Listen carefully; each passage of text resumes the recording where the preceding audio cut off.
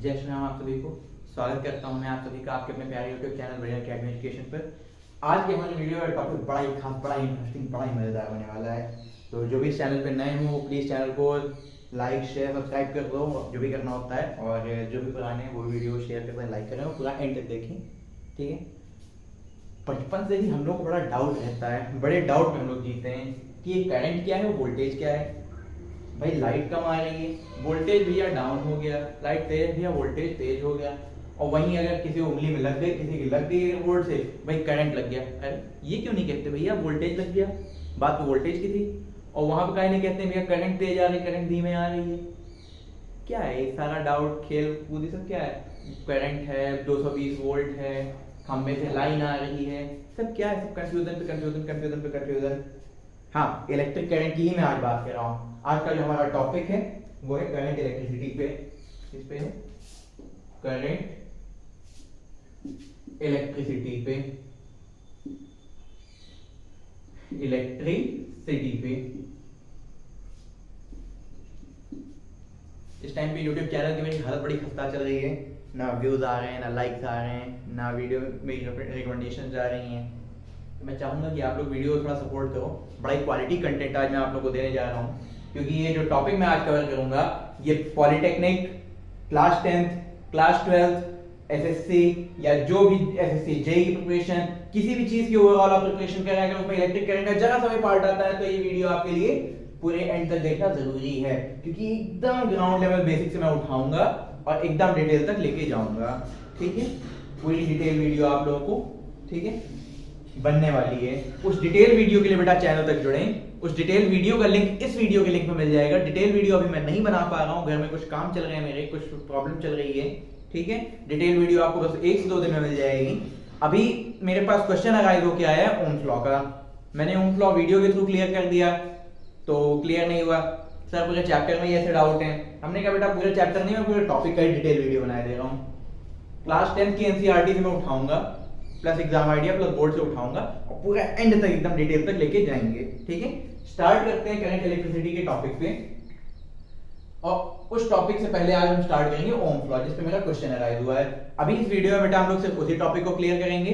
अगली वीडियो में प्लीज मेरे साथ बने रहिए, उसमें हम लोग पूरा डिटेल में कॉन्सेप्ट को लेके जाएंगे कि आपका वोल्टेज क्या होता है, करंट क्या होता है, और इसी के साथ साथ आपका रेजिस्टेंस क्या होता है, पावर क्या होता है, वोल्टेज क्या होता है, किलो जूल क्या होता है, जूल क्या होता है, सब ए टू जेड एक एक चीज लेके जाएंगे। जूल्स ऑफ हीटिंग क्या होता है, फ्यूज क्या होता है, इलेक्ट्रिक बल्ब क्या होता है, एक एक चीज उसमें कवर करनी है। अभी इस वीडियो हम लोग खाली ओम्स लॉ के क्वेश्चन उठाए तो ओम्स लॉ को बताएंगे, ठीक है। ओम्स लॉ की बेटा एक परफेक्ट वीडियो आपकी होने वाली है। इससे ज्यादा डिटेल में अगर कहीं समझा दे, मैं गारंटी दे रहा हूँ नहीं बता पाएगा।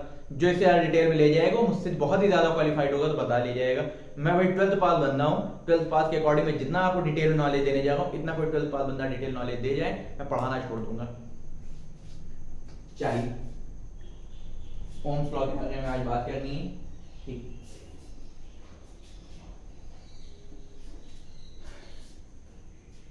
ओम्स लॉ,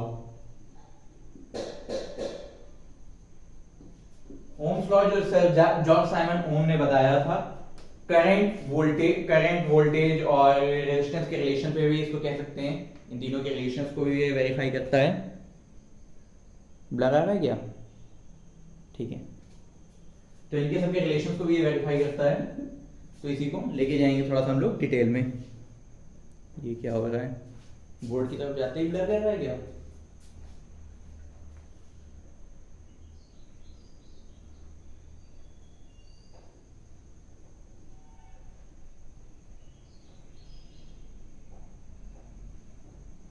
अब नहीं करेगा ब्लर। अभी तक तो मैंने बोला ही था, अब लिख के दिखाने वाले हैं ओम्स लॉ, ठीक है। सर जॉर्ज साइमन ओम ने इसको बताया था। ये करंट वोल्ट रिलेशन के बारे में है। इसको सबसे स्मॉलेस्ट अगर मुझे बताना हो, सबसे छोटे कम में बताना हो तो भाई v बराबर आई आर हो गया काम खत्म। और सबसे डिटेल में बताना है तो भाई देखते रहो। ओम्स लॉ बाद में बताएंगे, ओम्स लॉ बाद में बताएंगे, क्योंकि ओम्स लॉ ऐसे आपको समझ में नहीं आएगा। ओम्स लॉ से को अगर डिटेल में समझना है तो उसके पहले हमको स्पेसिफिक रेजिस्टेंस मालूम होना चाहिए। क्या मालूम होना चाहिए? Specific resistance, specific resistance. पहली बात रेजिस्टेंस होता क्या है?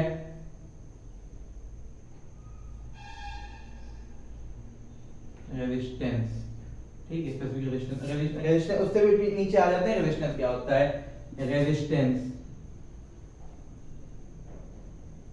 ठीक है। अब स्मार्ट बोर्ड तो हमारे पास है नहीं बड़े बड़े यूट्यूबर्स की तरह कि बस ऐसे पैनल लिख के आया, लिखा हुआ है, बोलते जाते, लिखना पड़ेगा, थोड़ा सा टाइम तो आप लोगों को लगेगा। थोड़ी सी वीडियो ये ज्यादा लॉन्ग नहीं जाएगी, लेकिन डिटेल वीडियो थोड़ी ज्यादा हमारी लॉन्ग जाएगी। उसके कुछ पार्ट भी बन सकते हैं, अगर बहुत ज्यादा लॉन्ग हुई मेरे फोन की कैपेसिटी के ऊपर कि अपलोड नहीं कर पाएंगे तो और ज्यादा लॉन्ग चली जाएगी, पार्ट पे चले जाएंगे। लेकिन इस वीडियो को हम इतना ही लेके जा रहे हैं, बहुत ज्यादा लंबा नहीं लेके जाएंगे, ठीक है। रेजिस्टेंस, बात करते हैं रेजिस्टेंस पे। It is a property of a metal, of a conductor. It is a property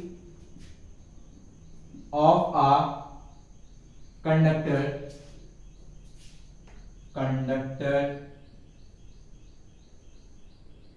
by which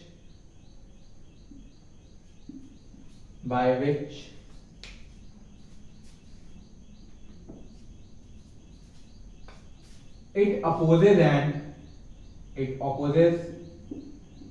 opposes an electric current,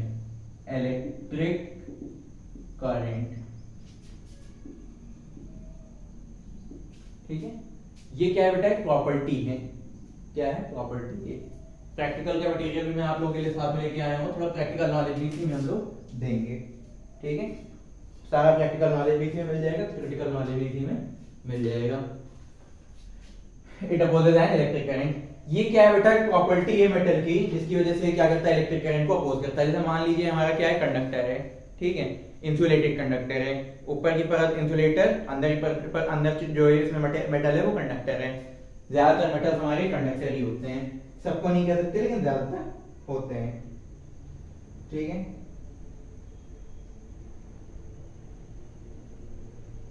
join the chat बेटा, ज्वाइन द चैट। दूसरी वीडियो लाइव सेशन को join कीजिए, ठीक है, ठीक है। देखिए, तो इस कंडक्टर की एक प्रॉपर्टी है कि ये क्या करेगा, इलेक्ट्रिक करंट को अपोज करेगा। कंडक्टर अपोज करता है, कभी भी नहीं बेटा। ये सबसे बड़ा डाउट आप लोगों को बताया गया, सबसे बड़ा कंफ्यूजन आप लोगों के साथ खेला गया है कि कंडक्टर आपके साथ, कंडक्टर जो है वो मतलब इसमें जो पार्टिकल्स हैं, जो इलेक्ट्रॉन, जो अदर पार्टिकल्स हैं, वो इलेक्ट्रिक करंट को अपोज करते हैं। कभी भी नहीं बेटा, ऐसा होता तो इन वायर्स के थ्रू शॉर्ट सर्किट कभी होता ही नहीं। अभी मैं क्या करूं, एक इलेक्ट्रिक बोर्ड की तरफ आप लोगों को लेके आऊं, जैसे ध्यान दीजिएगा, मैं इलेक्ट्रिक बोर्ड आप लोगों को एक दिखा देता हूं यहाँ पे। थोड़ा डाउन करिए कैमरे को, हाँ। देखिए, अभी इसी वायर को मैं इस बोर्ड से डाल के इस बोर्ड से अगर निकाल दूं, क्या हो जाएगा, शॉर्ट सर्किट हो जाएगा। क्या हो जाएगा बेटा, शॉर्ट सर्किट हो जाएगा। ध्यान से देखिएगा, वैसे मैं करके दिखाने वाला नहीं वाला हूं, मुझे भी जीना है कुछ दिन। मैं सिर्फ आपको एक एक्सप्लेनेशन दे रहा हूं कि अगर मैंने इस लाइन से उठाया, इस लाइन से कर दिया तो क्या हो गया बेटा, शॉर्ट सर्किट हो गया। अच्छा, शॉर्ट सर्किट क्यों हो गया सर, समझाते हैं बेटा। सर्किट आप लोगों ने पढ़ा, लेकिन सर्किट कितने टाइप का होता है ये नहीं पढ़ाया गया आपको। एक मिनट, बोर्ड क्लियर करके आपको समझाते हैं स्पेसिफिक इसको, शॉर्ट सर्किट और सर्किट के बारे में। वहीं से सारी कहानी शुरू हो रही है बेटा, सारी कहानी जो आप लोगों की शुरू हुई है ये वहीं से शुरू हुई है। देखिए, पहली बात तो सर्किट देख लेते हैं। सर्किट होते हैं दो टाइप के, ठीक है। एक होता है आपका ओपन सर्किट,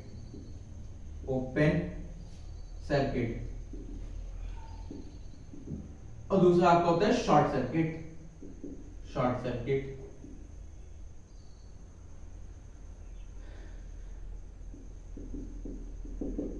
ठीक है, ओपन सर्किट और शॉर्ट सर्किट। देखिए, ये हमारा बना है सर्किट, ये लगा आपका बैटरी टर्मिनल, ये आ गई आपकी लाइन विदाउट अ रेजिस्टेंस। ये बेटा क्या कहा जाएगा, हमारा ओपन सर्किट कहा जाएगा। वोल्टेज सोर्स है आपका ये आपका देखिए करंट इधर से निकली, इधर आई, यहाँ पे क्या है, ओपन सर्किट। ओपन सर्किट से कभी करंट पास नहीं हो सकती, कभी भी नहीं हो सकती ना। तो क्या हो जाएगा बेटा, वहां पे करंट तो कितनी हो जाएगी, यहाँ पे जीरो हो जाएगी। आई कितनी हो गई, जीरो। अब आई जीरो हो गई तो रेजिस्टेंस कितना हो गया, इनफाइनाइट। रेजिस्टेंस क्या हो गया, इनफाइनाइट। रेजिस्टेंस जो है वो अनंत तक चला गया। भाई रेजिस्टेंस फुल, करंट जीरो, मतलब इतना ज्यादा रेजिस्टेंस, करंट जाने ही नहीं दे रहा है। कम करने वाला करंट को स्लो कर देता है, कम कर देता है, रोक लेता है थोड़ी देर के लिए, लेकिन कभी जाने ही नहीं देगा जब तक ऐसा रहेगा। ठीक है, दूसरा केस देखिए, ये तो पहला केस था, अब दूसरा केस देखिए।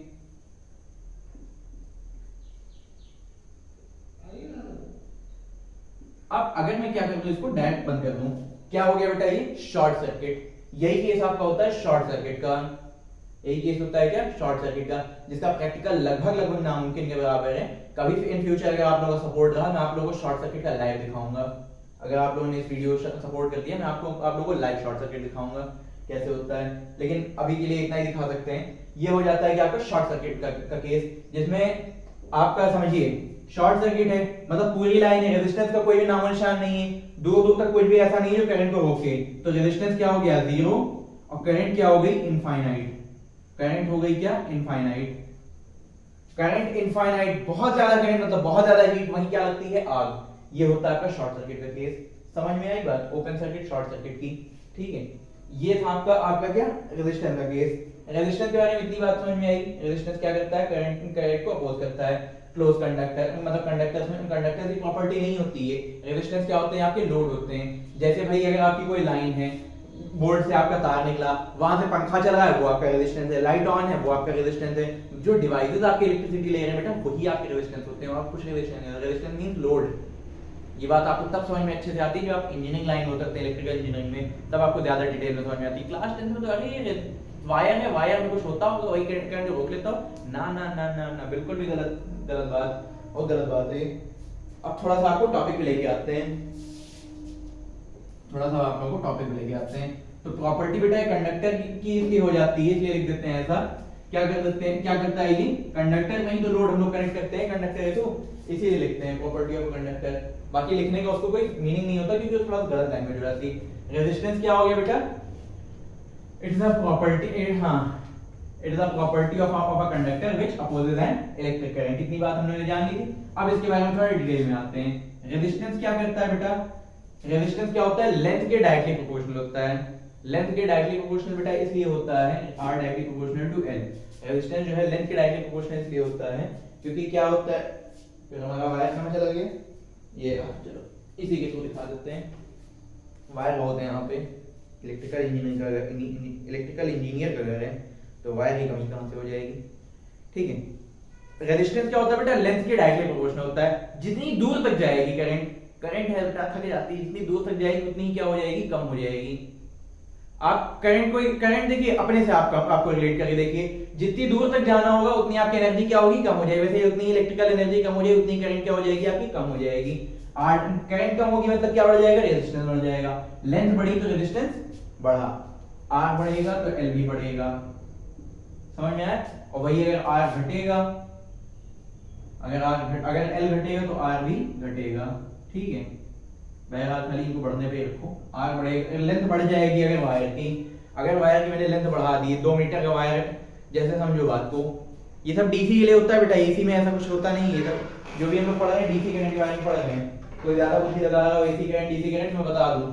अभी यहां से मैं क्या लगा दूं, हाँ चलिए ठीक है, लाइव एग्जांपल है हमारे पास। देखिए ये सब डीसी सप्लाई है, पावर बैंक है मेरे पास, फोन है, कितने कुछ 1.5 मीटर का वायर होगा ये। अगर इसी वायर को मैं क्या बना दूं, 150 मीटर का बना दूं, तो क्या चार्जिंग इसकी स्पीड कम होगी, नहीं होगी, बहुत कम हो जाएगी। सभी लोग प्रैक्टिकली बात को समझ रहे हैं, इस बारे में मैसेज में देख लो अपने। ठीक है, क्या हो जाएगी स्पीड, बहुत ही ज्यादा कम हो जाएगी, बहुत ही ज्यादा स्पीड क्या हो जाएगी, कम हो जाएगी। लेकिन अगर वही स्पीड वही लेंथ आपकी कम रही, जितनी कम लेंथ उतना ही ज्यादा क्या हो जाएगा आपका, उतना ही कम रेजिस्टेंस तो उतनी ही ज्यादा करंट तो उतना ही फास्ट चार्जिंग। करंट तेज तो पावर भी तेज। आजकल देख लीजिए आईफोन्स वगैरह में देखिए वायर कितने छोटे आते हैं चार्जर के, वायर बहुत कम ही कम आते होंगे, देख लीजिएगा। इसी वजह से उनकी फास्ट चार्जिंग होती है, इसी वजह से उनकी फास्ट चार्जिंग होती है। ठीक है, अब रेजिस्टेंस जो है वो लेंथ क्या है, डायरेक्टली प्रोपोर्शनल। इतनी बात हम लोगों ने एग्जांपल वगैरह हर चीज से समझ ली। ठीक है, अब रेजिस्टेंस क्या है, वो इनवर्सली प्रोपोर्शनल है 1/एरिया ऑफ क्रॉस सेक्शन से। यानी कि वायर की जितनी ज्यादा मोटाई उतना ही करंट कम क्या रेजिस्टेंस। रेजिस्टेंस उतना कम हो जाएगा, वायर जितना मोटा हो जाएगा। ठीक है, बड़ी बड़ी हाउस होल्ड वायरिंग जो आपकी होती है, घर में ही वायरिंग देख लो, जहां बड़ा काम होता है वहां मोटे वायर पड़ते हैं। एक एसी का वायर और एक लाइट पे एक पंखे का वायर, अंतर होता है, देख लीजिएगा, ध्यान से देखिएगा। नहीं तो एग्जांपल के तौर पे मैं आप लोगों को बता देता हूं, जितना मोटा है बेटा वायर होगा उतनी ही फास्ट करंट फ्लो होगी, और जितना ही पतला है वायर होगा उतनी ही फ्लो करंट ये फ्लो होगी। अगर मैं इसका इंसुलेशन हटा दूं और देखिए ये वायर क्या कर दूं मैं इसका, देखिए प्रैक्टिकली समझा रहे हैं, बिल्कुल प्रैक्टिकली बात को समझिएगा। सपोज कीजिए मैंने इसका क्या कर दिया, इंसुलेशन हटा दिया, सिर्फ इसका कंडक्टर पार्ट मेरे हाथ में, करंट इस पार से उस पार जा रही है, पतला वायर है और लेंथ भी ज्यादा है। ठीक है, अगर मैंने इसको क्या कर दिया, डबल कर दिया, तो क्या हो गया, एरिया क्रॉस सेक्शन बढ़ गया, मोटाई बढ़ी नहीं बढ़ी, और लेंथ क्या हो गई, हाफ हो गई। अब देखो लेंथ कम हो गई तो रेजिस्टेंस कम हो गया, यानी करंट बढ़ा। Area of cross section double हो गया, यानी रेजिस्टेंस आधा हो गया, यानी करंट क्या हो गई, करंट भी डबल हो गई। अगर मैंने इसको 4 टाइम्स कर दिया,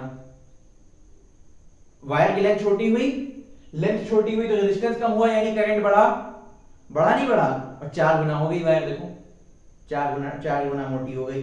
और वही बात, एरिया ऑफ क्रॉस सेक्शन 4 गुना हो गया, यानी क्या हो गई, यानी क्या हो गया, रेजिस्टेंस 4 गुना कम हो गया, यानी करंट 4 गुना बढ़ गई। और करंट कब बढ़ती है, जब लेंथ कम हो, एरिया ऑफ क्रॉस सेक्शन ज्यादा, मोटा वायर हो। छोटे मोटे वायर में करंट बहुत तेज आती है, समझ में आई इतनी बात? ठीक है, तीसरा कंपोनेंट में बात कर रहा हूं, 3 चीजों पे बात करते हैं, लेंथ एरिया और टेम्परेचर और नेचर। हिंदी में बोले तो ताप दाब लंबाई क्षेत्रफल, ताप दाब लंबाई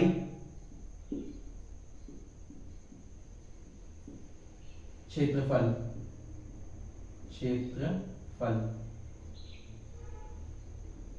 ठीक है। लेंथ की बात हम लोगों ने कर ली, लंबाई की, क्षेत्रफल की बात हम लोगों ने कर ली। ताप यानी टेम्परेचर कांस्टेंट रहेगा। बेटा घर में वायर लगा हुआ है, क्या टेम्परेचर बढ़ घट रहा है, क्या कभी टेम्परेचर 0 कभी टेम्परेचर 100 डिग्री जा रहा है, नहीं जा रहा है ना, टेम्परेचर तो लगभग कांस्टेंट ही है, और रूम टेम्परेचर तो लगभग वैसे ही कांस्टेंट रहता है। क्या टेम्परेचर बहुत ज्यादा चेंज आते रहते हैं क्या? हाँ, दिन से रात के टेम्परेचर में थोड़ा बहुत चेंज आता है, लेकिन क्या पर्टिकुलर टाइम में अभी से तुरंत क्या टेम्परेचर ऊपर नीचे होता जा रहा है क्या? नहीं हो रहा है ना, तो टेम्परेचर की बात ही छोड़ो। नेचर की बात अगर कर लेते हैं बेटा, वायर का नेचर, क्या ऐसा कभी वायर आपने देखा है, क्या मैं कह दूं ऐसा है क्या कि ये वायर थोड़ा सा गोल्ड का बना है, थोड़ा कॉपर का बना है, थोड़ा एल्युमिनियम का बना है, थोड़ा सिलिका, थोड़ा जिंक, थोड़ा आयरन, थोड़ा और कोई मटेरियल, थोड़ा और कोई मटेरियल, क्या ऐसा है? नहीं है ना, वायर तो पूरा एक ही मटेरियल का बना हुआ है, वायर तो पूरा क्या बना है, एक ही मटेरियल का बना हुआ है। वही वही कॉपर है, पूरा वही कॉपर है, वही एल्युमिनियम है, पूरा वही एल्युमिनियम है। क्या ऐसा मिक्सचर देखते हो? नहीं देखते हो ना। यानी मटेरियल हमेशा क्या रहता है बेटा, मटेरियल हमेशा क्या रहता है, नेचर हमेशा क्या रहता है, नेचर हमेशा रहता है कांस्टेंट। और यहाँ पे नेचर को हम लोग किससे डिनोट करते हैं, रो से डिनोट करते हैं, रो से। रो क्या होगा, कांस्टेंट, रो क्या हो गया, कांस्टेंट। और बढ़िया से समझाते हैं। अब कांस्टेंट आ गया, फिजिक्स का की पुरानी बीमारी, कांस्टेंट लगाओ, डायरेक्टली प्रोपोर्शनल का साइन हटाओ, डायरेक्टली इनवर्सली सबको हटाओ। अच्छा ऐसे लिखा था, r directly proportional to l, r inversely proportional to 1/e। क्या हम लोग ऐसा नहीं लिख सकते थे, r directly proportional to l/e? लिख सकते थे ना, l/a। कांस्टेंट लगा देंगे, डायरेक्टली प्रोपोर्शनल साइन हटा देंगे, r is equals to rho l/a, rho l/a। समझ में आई इतनी बात? अब आएंगे बेटा हम लोग ओम लॉ के टॉपिक पे।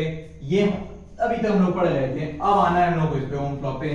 R बराबर रो एल बाई, इतना हमने फॉर्मूला जाना है स्पेसिफिक रेजिस्टेंस का, जान लिया, ठीक है, जान लिया तो अच्छी बात है। अब आ जाते हैं हम लोग ओम लॉ पे, अब आ जाते हैं हम लोग ओम लॉ पे, ठीक है। इसको रफ करते हैं, इतना पूरा नोट करना हो बेटा, जिसको नोट करना हो नोट कर लो, जिसको नोट करना हो नोट कर लो।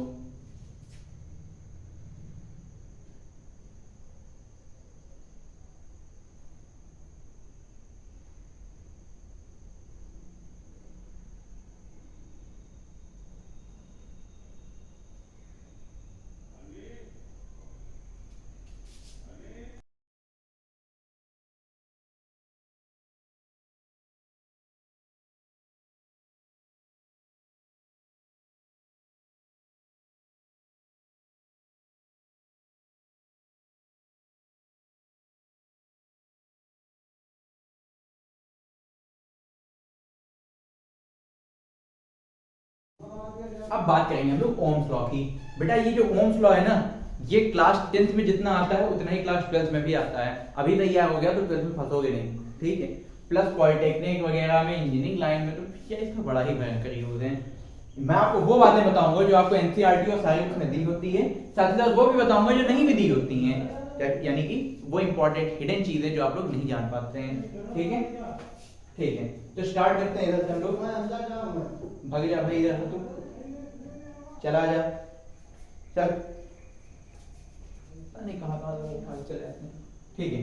ओम्स लॉ देखिए बेटा क्या कहता है, सिंपल सी बात, at constant physical state, at constant physical state, constant physical state, physical state. अब फिजिकल स्टेट क्या क्या होती है, पहले फिजिकल स्टेट जान लेते हैं। ब्रैकेट में इधर लेंथ,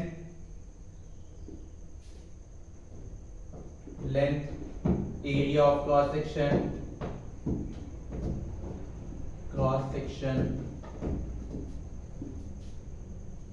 नेचर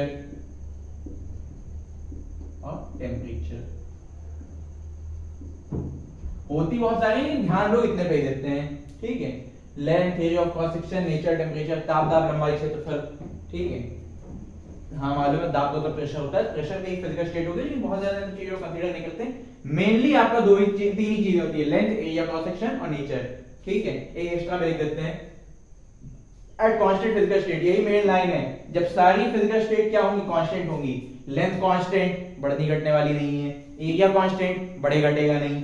नेचर बदलेगा नहीं। टेम्परेचर बढ़े घटेगा नहीं। तब क्या होता है, constant physical state, current flowing through a conductor, current flowing through a conductor,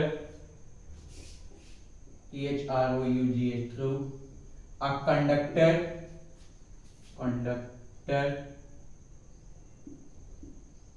is directly proportional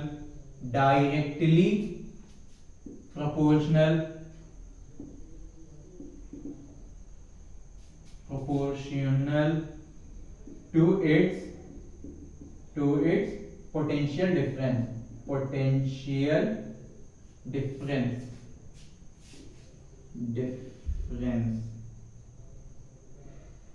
अभी ये भी बताऊंगा कि आप लोगों को स्पेसिफिक रेजिस्टेंस क्यों पढ़ाया है, ठीक है। डिफरेंस, आप समझो बात को। जब फिजिकल स्टेट, देखिए हिंदी में अगर लिखना हो तो लिख सकते हैं, जब सभी भौतिक गुण, जब किसी भी चालक के सभी भौतिक गुण समान हो तो तब उसमें बहने वाली धारा उसके विभवांतर के समानुपाती हो, तब चालक में बहने वाली धारा विभवांतर के समानुपाती होती है। हिंदी में हम लोग ये लिख सकते हैं, ठीक है। अब देखिए बात को समझिएगा, फिजिकल स्टेट सारी कांस्टेंट है, पहले ही कह दिया। उसके बाद क्या कहा, current flowing through a conductor जो है वो किससे डायरेक्टली प्रोपोर्शनल है, पोटेंशियल डिफरेंस से डायरेक्टली प्रोपोर्शनल है। यानी जितना वोल्टेज बढ़ेगा उतना ही करंट भी बढ़ेगा। अगर वोल्टेज नहीं बढ़ा तो करंट भी नहीं बढ़ेगा, अगर वोल्टेज घटा तो करंट भी घटेगा, वोल्टेज डबल तो करंट भी डबल, ठीक है। समझ में आई बात, समझ में आई, ठीक है। अब बेटा फिजिक्स का वही नियम, डायरेक्टली प्रोपोर्शनल, हटेगा इक्वल का साइन लगेगा, कैसे, तो कांस्टेंट साथ में जोड़ना पड़ेगा ना।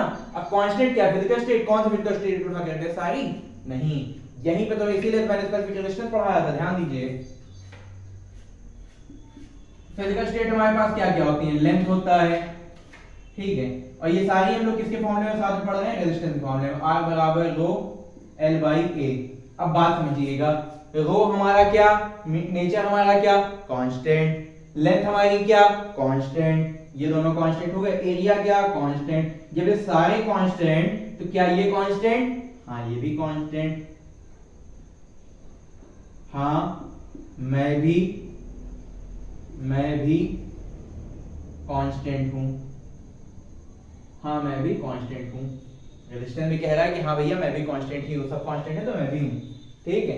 अब क्या है, V बराबर I R, V बराबर I R, ये आ गया आपका ओम्स लॉ का प्रेमेसी वाला फॉर्मूला, एकदम प्योर वाला फॉर्मूला। अब देखो बेटा, रेजिस्टेंस अगर मल्टीप्लाई में उधर चला जाएगा डिवाइड में, तो आई बराबर क्या हो जाएगा, v बटे आर, आई बराबर v अपॉन आर। ठीक है, अब वही अगर मैं ये कर दूं कि रेजिस्टेंस अगर मल्टीप्लाई इधर डिवाइड में उधर भेज दूं, आई को इधर नीचे भेज दूं, आर इधर ऊपर आई उधर नीचे, तो आर बराबर v बाय आई। तीन फॉर्मूले, तीनों सेम है बेटा, तीनों सेम है, कोई अलग नहीं है, बस इधर उधर ट्रांसपोज करके हम लोगों ने निकाल लिया। समझ में आई बात, मगज में आई थोड़ी सी बात, आई नहीं आई? ये था हमारा ओम्स लॉ। ठीक है, रेजिस्टेंस के बारे में और बातें, सिंबल क्या होती है, एसआई सिंबल क्या होता है रेजिस्टेंस का, ओमेगा सिंबल होता है, एसआई यूनिट ओम। ठीक है, ओम कहते हैं इसको, बुलाने वाला नाम ओम है, दिखाई ये दिया जाता है। ठीक है, मेजर इसको ओम मीटर से कर लेते हैं। ठीक है, तो ये सारी इसकी बेसिक सी बातें। फुल डिटेल वाली वीडियो आने वाली है, पूरे चैप्टर की, पूरे हर टॉपिक की। प्लीज चैनल को सब्सक्राइब करें और उसी के साथ जुड़े रहें। अगर आपको वीडियो देखनी है तो प्लीज बेटा, मैं इसलिए नहीं कह रहा हूं कि आप वो वीडियो देखें, प्लीज मैं इसलिए कह रहा हूं कि जो पढ़ने वाले बच्चे हैं वो कहीं मिस ना हो जाएं। ठीक है, जो पढ़ना सही में चाहते हैं वो मिस ना हो जाए। पढ़ने वाले बच्चों के लिए बेटा मैं दिन रात जाके वीडियो बनाने में तैयार हूँ। जो नहीं पढ़ने वाले हो भाड़ में जाए, उनसे मेरा क्या लेना देना। ठीक है, तो पढ़ो समझो, शिक्षा बहुत बड़ी चीज है। इसमें टॉपिक में अगर कोई डाउट रह गया हो, कोई कुछ और जानना चाहता हो, किसी भी टॉपिक पे और कुछ जानना हो, कमेंट बॉक्स आपके लिए ओपन है, कमेंट कीजिए। आप सभी लोग जानते हैं बेटा, मैं किसी के भी कमेंट को फ्री नहीं छोड़ता हूँ, हर किसी के कमेंट को मैं रिस्पॉन्स करता हूँ। ठीक है, तो आज की वीडियो हमारी यहीं पे ये वाली समाप्त होती है। तब तक के लिए आप सभी को जय श्री राम, जय हिंद। पढ़ते रहें और सुशिक्षित रहें।